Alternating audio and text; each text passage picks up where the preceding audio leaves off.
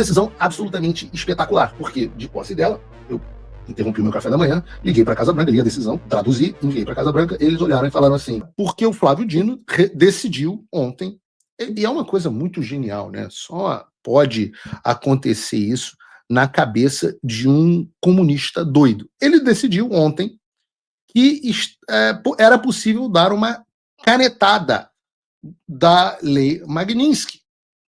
Vejam, ontem o ministro Gordola julgou a DPF 1178 do Instituto Brasileiro de Mineração, IBRAM, que contestava a legalidade de municípios brasileiros ajuizarem ações judiciais no exterior visando indenização por danos causados no Brasil.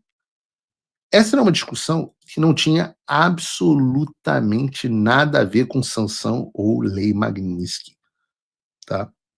Absolutamente nada a ver.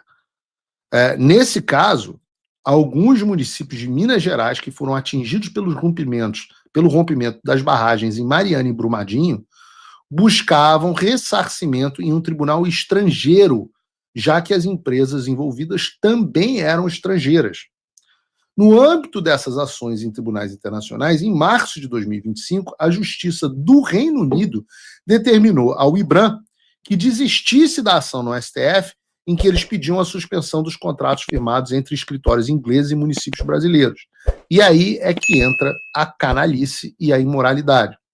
Porque o ministro Gordola transformou uma demanda legítima, e que poderia vir a beneficiar inúmeras pessoas e cidades afetadas pelo rompimento dessas barragens, ele transformou isso em uma briga pessoal. Ele viu, nesse caso, a oportunidade de decidir que leis, decisões judiciais, decretos e ordens executivas, etc., de estados estrangeiros, teriam, a partir de ontem, a sua eficácia suspensa e que a sua execução agora dependeria da homologação do Supremo Tribunal Federal.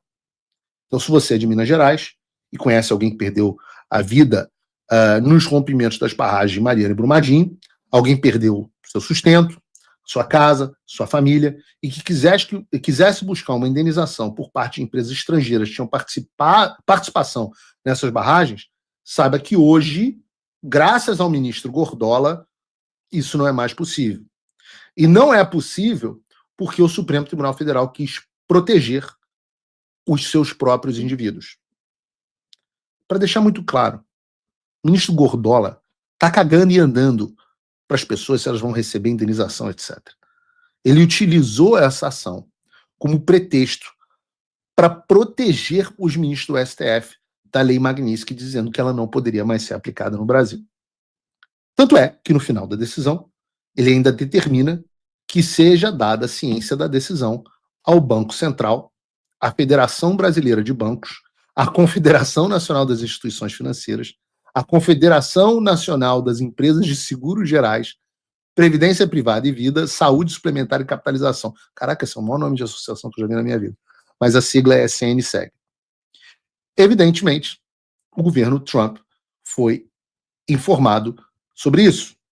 E aí eu retorno, e antes disso, aconteceu essa notícia, eu estava no café da manhã, me ligou um deputado brasileiro, falando assim, você sabe, você está acompanhando o que está acontecendo, Paulo? Eu falei, não, estou no café da manhã. Ele falou, você viu a decisão do Flávio Dino? Eu falei, não vi. Ele falou, Flávio Dino acabou de dizer que não vale a lei Magnitsky no Brasil. Eu falei, que coisa boa, meu Deus do céu. A gente tem que contar com, de vez em quando, esses atos divinos desses caras, né? Como a Bíblia fala, então o Senhor endureceu o coração do faraó. Nós temos, nesse momento, o Senhor endurecendo o coração do Gordola.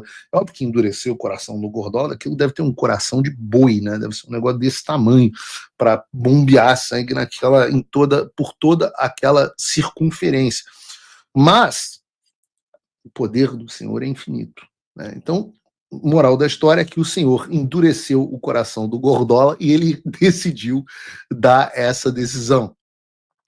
Uma decisão absolutamente espetacular, porque de posse dela, eu interrompi o meu café da manhã, liguei para a Casa Branca, li a decisão, traduzi, enviei para a Casa Branca, eles olharam e falaram assim, Isso não é algo que we fuck around, isso não é alguma coisa com a qual a gente brinque.